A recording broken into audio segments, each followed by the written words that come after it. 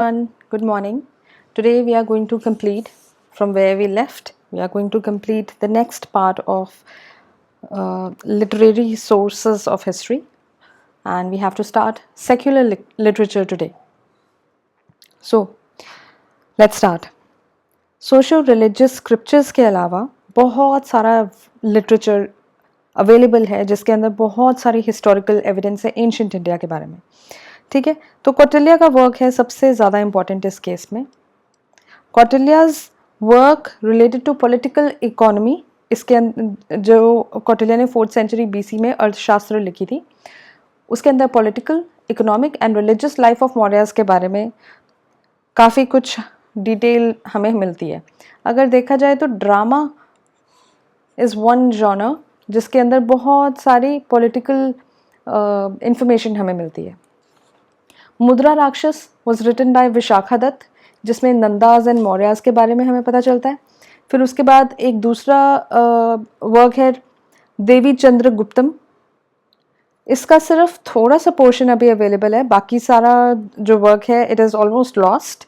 लेकिन इसके अंदर गुप्तास की जीनियोलॉजी के बारे में लिखा गया है, इसके बारे में हमें पता चलता है. Let's change the pen.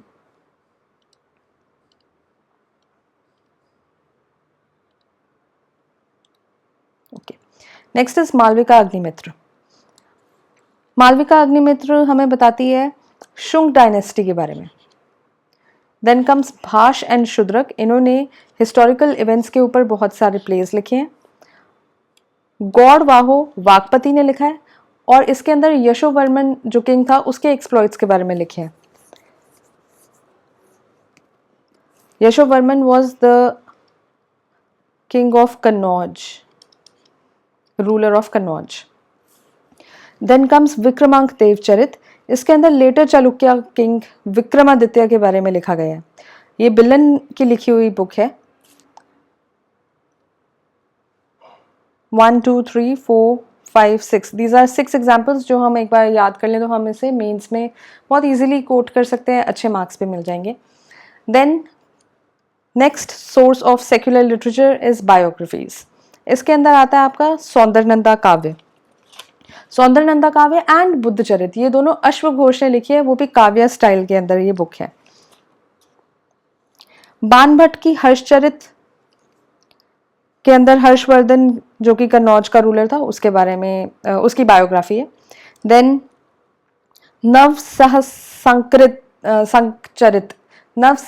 चरित या फिर नव शशांक चरित पद्मगुप्त ने लिखी है और ये गॉड किंग जिसको हम सहसांक या शशांक बोल सकते हैं उसके बारे में लिखी गई है. देन विक्रमांक देवचरित भी बिलन ने लिखी है and it is a biography on Pratihara king Bhoj. Then Prithviraj Raso Chandbardai ने लिखी है, ये पृथ्वीराज चौहान की एक बायोग्राफी है. फाइनली हम सेक्युलर फिलॉसफी पढ़ेंगे. इसके अंदर दो तरह की फिलॉसफीज जो है वो इंडिया से निकली हैं. गौतम बुद्ध ने theory of dialectics the. Dialectics का मतलब होता है एक कॉन्वर्सेशन. फॉर एग्जाम्पल एक आदमी कोई बात बोल रहा है दूसरे आदमी को, तो ये एक डायलॉग के थ्रू हम एक किसी रिजल्ट पे पहुंचते हैं. ये डायलॉग जो होता है इसको हम बोलते हैं डायलेक्टिक्स, जिसके अंदर लॉजिक एंड रीजन फाइंड करने की कोशिश करी जाती है. और सोक्रेटिक डायलॉग अगर आप पढ़ेंगे, सोक्रेटिक डायलेक्टिक्स अगर आप पढ़ेंगे तो आपको पता चलेगा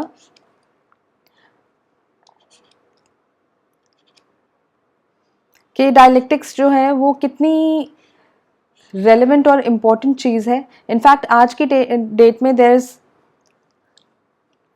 आई don't know, there should be a debate, है तो नहीं पर ऐसा एक डिबेट होना चाहिए कि रिटोरिक जो हम नॉर्मली डेली लाइफ में देखते हैं, जो मीडिया चैनल्स पे दिखता है हमें, पॉलिटिकल स्पीचेस में दिखता है हमें बहुत सारे पॉलिटिशियंस के, ये जो रिटोरिक है जिसके अंदर बहुत से जार्गन्स यूज़ होते हैं, जार्गन्स जो अपील करते हैं लोगों के इमोशंस को, इसके अंदर लॉजिक नहीं होता, इसके अंदर सेंस नहीं होती है, लेकिन हमने उनके इमोशंस को अपील कर दिया, थोड़ा एक्साइटेड कर दिया लोगों को, और उसके थ्रू ये लोग अपना जो पर्पस होते हैं वो फुलफ़िल कर लेते हैं, चाहे वो पर्पस हो इलेक्शंस जीतने का,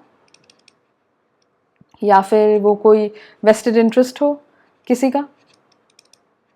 तो बेसिकली हम इमोशनल अपील्स के थ्रू, जार्गन्स के थ्रू और एक रिटोरिक बिल्डिंग के थ्रू मैनिपुलेट करते हैं लोगों की अंडरस्टैंडिंग को। ऑन द अदर हैंड एक बहुत अच्छा मेथड है डायलेक्टिकल मेथड। डायलेक्टिकल मेथड में आप जब एक बात बोलते हो उसका रीज़न देते हो, ठीक है, दूसरा इंसान इस पे क्वेश्चन पूछता है, क्वेश्चन, ये क्वेश्चन का जब आंसर आएगा तो आप उसमें से फिर एक क्वेश्चन पूछोगे, फिर आप एक आंसर पे रीच करोगे, फिर एक क्वेश्चन पूछोगे। So this is the spirit of inquiry. ये स्पिरिट ऑफ इंक्वायरी जो है ये बिल्ड करती है एक नेशन को, ये हेल्प करती है एक नेशन को बिल्ड करने में, उसकी ग्रोथ में और ह्यूमन कैपिटल को स्ट्रॉन्ग बनाने में, राइट। तो ये जो डायलेक्टिकल माइंडसेट है ना, ये हर ह्यूमन, हर एक पेट्रियट की ड्यूटी बनती है कि वो रीज़न और लॉजिक ढूंढे रादर दैन एम्प्टी jargons, क्योंकि reason and logic are always practical. Anyways, getting back to the topic, Gautam Buddha ने भी डायलेक्टिक्स ही की थ्योरी जो है वो प्रोपाउंड करी, और इसका एक एग्जाम्पल भी है। वो एक ओल्ड लेडी के साथ एक कॉन्वर्सेशन में जाते हैं, and that conversation is about how an the old lady lost her child. तो गौतम बुद्ध उसको समझाते हैं कि जिस तरीके से एक पत्ता है या आपने पेड़ से तोड़ दिया है वो आप वापस तो नहीं लगा सकते, राइट। उसी तरीके से यू फाइंड अ होम जहाँ पे कोई दुख नहीं है, दुख नहीं है, and she goes from door to door to door to door, and she finds that every home has one or another kind of sorrow in their lives। तो इस तरीके से वो उस लेडी को समझाते हैं कि जो दुख है वो लाइफ में है, and it is a kind of dialectics. उन्होंने बस समझा नहीं दिया, उन्होंने डायलॉग करके, उन्होंने उससे बात करके रीज़न और लॉजिक से उसको समझाया, right. This is the theory of dialectics. Next is philosophy of relativity. Relativity जो है वो महायान फिलोसोफर नागार्जुन ने प्रज्ञान परमिता सूत्र के अंदर ये वाली थ्योरी दी है, और इसको वो माध्यमिक थ्योरी भी बोलते हैं, राइट। देन कम संगम लिटरेचर। संगम लिटरेचर में इम्पॉर्टेंट क्या है, ये तामिल्स का लिटरेचर है इन द फार साउथ, जो कि काव्य स्टाइल में लिखा गया है, ठीक है। And this is the most representative of secular literature of the south India, जो कि अर्ली क्रिश्चियन एरा के अंदर लिखा गया था। तो बहुत सारे जो ग्रुप ऑफ पोइट्स हैं, उनकी जो कंपाइलेशंस हैं वो चीफ्स एंड किंग्स के थ्रू हुई थी, और ये जो जब ये पोइट्स इकट्ठे हुए तो उसको बोलते हैं संगम। इनमें कुछ इंपॉर्टेंट वर्क्स हैं जैसे कि Pattu Pattu, these are the 10 idols, Ettuthogai are the 8 collections, and Pathinenkil Kanakku, these are the 18 minor didactic poems। ये 1st से 3rd सेंचुरी एडी में लिखी गई थी। देन कम्स हिस्टोरिकल राइटिंग्स, हमारा चौथा सेक्युलर लिटरेचर का सोर्स। इसके अंदर दो तरह की राइटिंग्स होती हैं, कि इंडिविजुअल राइटिंग है और दूसरा local dynasties and dynastic chronicles हैं। इंडिविजुअल राइटिंग में कल्लन की बहुत फेमस राजतरंगिणी है, जो कि 1149 to 1150 एडी में लिखी गई है। इसके अंदर कश्मीर के रिटन रिकॉर्ड्स हैं। लोकल डायनेस्टिक क्रॉनिकल्स देखे जाए तो पहला आपका है रसमाला एंड कीर्ति कौमुदी, ये सोमेश्वर ने लिखी है, ठीक है, ये दोनों सोमेश्वर ने लिखी है, और ये गुजरात का लोकल क्रॉनिकल है। फिर है प्रबंध कोश जो कि राजशेखर ने लिखी है। चाचनामा जो थी वो सिंध के अरब कॉन्क्वेस्ट के बारे में लिखी गई है। वंशावली जो है वो नेपाल के लोकल क्रॉनिकल्स है। देन कामरूप संसावली जो है वो असम, कामरूप को असम बोलते हैं ना, तो वो असम के क्रॉनिकल्स के बारे में है, which was about later Hindu period of Kamrup in Assam, right. Then finally हमारा जो एक टॉपिक है वो रह गया था foreign historians and travellers. So बहुत सारे ट्रेडर्स, पिलग्रिम्स एंड ट्रैवलर्स जो हैं वो अलग अलग जगह पे ट्रैवल करते रहे हैं। और ये जो ग्लोबलाइजेशन है ये आज का फिनोमिनन नहीं है, ये एक बहुत पुराना फिनोमिनन है। एंड बहुत से लोग बाउंड्रीज क्रॉस करके नेशंस की, वर्ल्ड के एक कॉर्नर से दूसरे कॉर्नर में जाते रहे हैं, अपना कल्चर लेके गए हैं, अपने साथ किसी और रीजन का कल्चर लेके आए हैं, लैंग्वेजेस सीखी, हिस्ट्री लिखी गई, ठीक है। तो ट्रैवलर्स के accounts are very important source of हमारा history, in fact ancient Indian history. बहुत से Greek and Roman authors India में आए, जैसे Megasthenes, Arrian, Curtius, Plutarch, Diodorus and Dionysius. इन्होंने बहुत सी इंफॉर्मेशन इंडिया के बारे में दी, जैसे कि हेरोडोटस एक ग्रीक राइटर था, ठीक है। ये जो है इंडिया तो नहीं आया है, लेकिन इसने नॉर्थ वेस्टर्न इंडिया के कॉन्क्वेस्ट के बारे में लिखा है, जो कि पर्शियन एम्परर के अंडर था उस टाइम पे, ठीक है। हेरोडोटस ही है जिसको हम द फादर ऑफ हिस्ट्री बोलते हैं, father of history. Then comes Megasthenes. Megasthenes ने बुक लिखी है इंडिका, जिसके अंदर मॉडर्न एज के बारे में, इंडियन सोसाइटी के बारे में, स्टेट के बारे में बताया गया है। डायोडोरस का एक काम है जो अभी तक अनट्रेसेबल है, लेकिन इसको कोट काफ़ी जगह किया जाता है, ठीक है। और ऑथर्स ने डायोडोरस का काम काफ़ी जगह कोट किया, इवन दो इसका काम हमारे पास अवेलेबल नहीं है, right. Then Arrian, Curtius, Diodorus, Plutarch, इन सब ने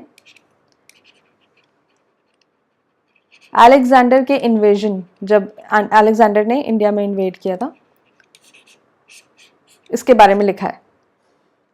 बट कोई भी रिकॉर्ड आज के डेट में इंडिया के कंटेम्प्रेरी लिटरेचर में ये रिकॉर्ड्स जो हैं वो मिले नहीं हैं, प्रेजेंटली अवेलेबल नहीं है। देन बहुत सारे चाइनीज़ हिस्टोरियंस भी रहे हैं, ठीक है। चाइनीज़ हिस्टोरियंस एंड ट्रैवलर्स जो कि यहाँ पे आए, जैसे सुमा फियन या फिर फाहियान, ह्यूनसांग, इत्सिंग, ये सारे चाइनीज़ हिस्टोरियंस थे। इन्होंने इंडिया के बारे में लिखा, यहाँ की डायनेस्टीज़ के बारे में लिखा। दो बहुत फेमस बुक हैं, कैंग्यूर एंड टैंग्यूर, ठीक है। ये तिब्बतन लामा तारानाथ ने लिखी है, एंड इसके अंदर इंडिया में बुद्धिज़्म के बारे में लिखा गया है। It is an account of Buddhism in India. Then Al-Biruni is a very famous writer, ठीक है। इंडिया के बारे में बहुत कुछ लिखा, इन्होंने ही बोला था, एनसीईआरटी में भी हम ये पढ़ते हैं कि अल-बरूनी का अकाउंट था जब वो इंडिया आए थे, तो ही सेड कि जो इंडियंस हैं दे आर प्राउड पीपल। अच्छी बात है, लेकिन they are also people who do not accept their mistakes, they remain proud. तो ये बात जो है ये लिखी थी अल-बरूनी ने। इनफैक्ट सिर्फ ये नहीं लिखी थी, अल-बरूनी ने इंडिया की ज्योग्राफी के बारे में भी लिखा था कि यहाँ की ज्योग्राफी कितनी वास्ट है, यहाँ के लोग हम्बल हैं लार्जली, एंड यहाँ पे डिविजन्स हैं सोसाइटी के अंदर। बहुत सारी चीज़ें इसी तरीके से मेगास्थनीज ने भी लिखी थी कि यहाँ पे सोसाइटी जो है वो डिवाइडेड है। प्लिनी ने नेचुरल हिस्ट्री लिखी, टॉलेमी ने ज्योग्राफी लिखी, अलेक्जेंडर हैमिल्टन जो था वो फर्स्ट फ्रेंच पर्सन था जिसने यूरोप में संस्कृत पढ़ाई थी, ये याद रखेंगे। फिर फ्रेडरिक मैक्स म्यूलर ने ऋग्वेद को ट्रांसलेट किया था। James Prinsep is very important, जिसने ब्रह्मी स्क्रिप्ट को इंटरप्रेट किया था 1837 में, और अशोकन एडिक्ट्स जो थे he could interpret all the Ashokan edicts also. Then comes William Jones. William Jones ने कालिदास की अभिज्ञान शकुंतलम को इंटरप्रेट किया था, ट्रांसलेट किया था इंग्लिश के अंदर 1789 के अंदर, ठीक है। He also set up Asiatic Society of Bengal, very important, in 1784. With this हमारा sources of ancient Indian history complete हो जाता है।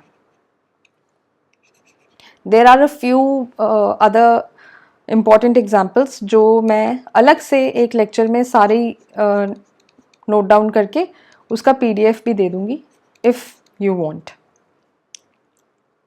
उसमें कुछ ज़्यादा नहीं है, उसमें सिर्फ मेमोराइज करना पड़ेगा आपको। जितने अभी मैंने बताए हैं ये तो बेसिक हैं ही, लेकिन उसके अंदर और भी हैं जो कि आप सिंपली PDF निकाल के मेमोराइज कर सकते हैं। That's it for today. Next lecture में हम शुरू करेंगे pre historic India. Pre historic age के अंदर हम स्टोन एज के बारे में पढ़ेंगे।